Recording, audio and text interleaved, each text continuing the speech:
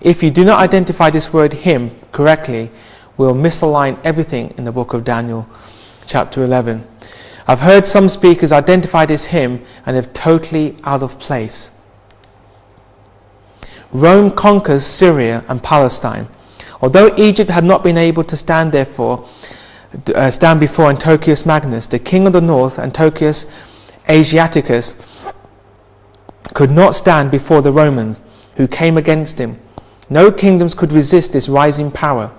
Syria was conquered and added to the Roman Empire when Pompey in 65 BC deprived Antiochus Asiaticus of his possessions and reduced Syria to a Roman province.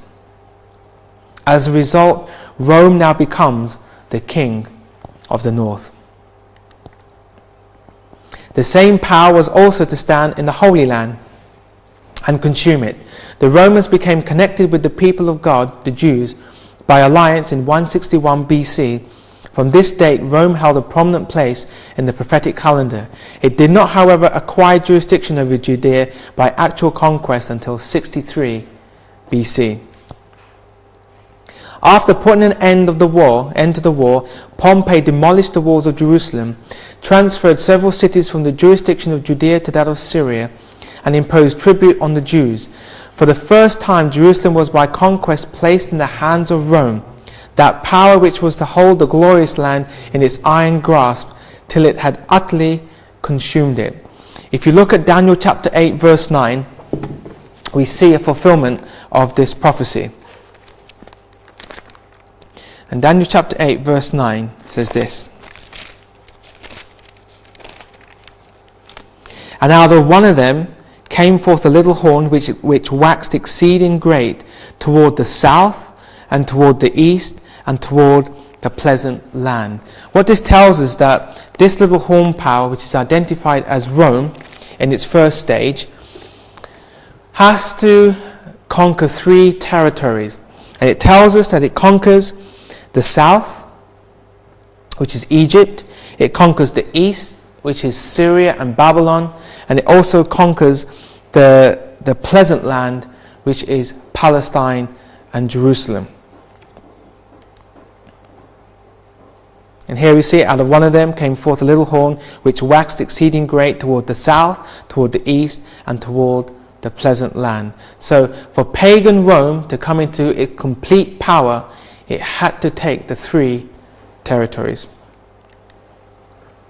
Verse 17: "He shall also set his face to enter with his strength of his whole kingdom, and upright ones with him. Thus shall he do, and he shall give him the daughter of women, corrupting her, but she shall not stand on his side, neither be for him." Ptolemy Euletes died in 51 BC. He left the crown and kingdom of Egypt to his eldest surviving daughter Cleopatra and his elder son Ptolemy the 12th, a lad of 9 or 10 years. It was provided in his will that they should marry each other and reign jointly. Because they were young, they were placed under the guardianship of the Romans. The Roman people accepted the charge and appointed Pompey as guardian of the young heirs of Egypt. Soon a quarrel broke out between Pompey and Julius Caesar, which reached its climax in the famous battle of Pharsalus. Pompey, being defeated, fled into Egypt. Caesar immediately followed him thither, but before his arrival, Pompey was basely murdered at the instigation of Ptolemy. Caesar now assumed the guardianship of Ptolemy and Cleopatra. He found Egypt in commotion from internal disturbances, for Ptolemy and Cleopatra had become hostile to each other since she had been deprived of her share in the government. Julius Caesar decreed that Ptolemy and Cleopatra should disband their armies, appear before him for a settlement of their differences, and abide by his decision. Since Egypt was an independent kingdom, this haughty decree was considered an affront to its royal dignity, and the Egyptians, highly incensed, took up arms. Caesar replied that he acted by the authority of the will of their father, Ptolemy Euletes, who had put his children under the guardianship of the Senate and Rome and people of Rome. Caesar at length decreed that the brother and the sister should occupy the throne jointly, according to the intent of the will. Pothinus, the chief minister of state, principally instrumental in expelling Cleopatra from the throne, feared the result of her restoration. He therefore began to excite jealousy and hostility against Caesar by insinuating among the populace that he designed eventually to give Cleopatra the sole power. Upon open sedition soon followed. The Egyptians undertook to destroy the Roman fleet, and Caesar retorted by burning theirs. Antipater the Idumean joined him with 3,000 Jews. The Jews who held the frontier gateways into Egypt permitted the Roman army to pass without interruption. The arrival of this army of Jews under Antipater helped decide the contest. A decisive battle was fought near the Nile by the fleets of Egypt and Rome, resulting in a complete victory for Caesar. Ptolemy, attempting to escape, was drowned in the river, and Alexandria and all Egypt then submitted to the victor. Rome had now entered into and absorbed the entire original kingdom of Alexander. By the upright ones of the text are doubtless meant the Jews who gave Caesar the assistance already mentioned. Without this he must have failed. With it he completely subdued Egypt in 47 BC. The daughter of women corrupting her was Cleopatra, who had been Caesar's mistress and the mother of his son. But said the prophet, she shall not stand on his side, neither be for him. Cleopatra afterward joined herself to Antony, the enemy of Augustus Caesar, and exerted her whole power against Rome. Here we see an alliance between the king of the north and the glorious land to take out the king of the south. And we find that this history repeats itself in verses 40 to 41. The king of the north, with help from the glorious land, takes out the king of the south. And the exact same thing took place and takes place in verses 40 to 41 of Daniel 11, which we'll show in part 2.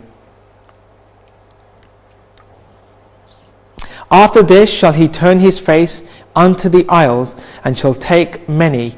But the prince for his own behalf shall cause the reproach offered by him to cease. Without his own reproach he shall cause it to turn upon him. Here Caesar starts to attack the coastline of the Bosphorus and Mediterranean, North Africa and Spain, and his ambitions causes his fall. Then he shall turn his face toward the fort of his own land, but he shall stumble and fall and not be found. Returning to Rome, the fort of his own land, he was made dictator for life. Then he was assassinated, he stumbled and fell. Verse 20. Then shall stand up in his estate a raiser of taxes in the glory of the kingdom, but within few days he shall be destroyed, neither in anger nor in battle. Augustus is the raiser of taxes. Octavius succeeded his uncle Julius, by whom he had been adopted.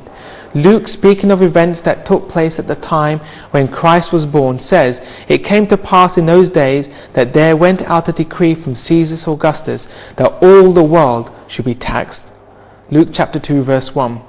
And his life ended not in anger or battle, but peacefully in his bed. Verse 21.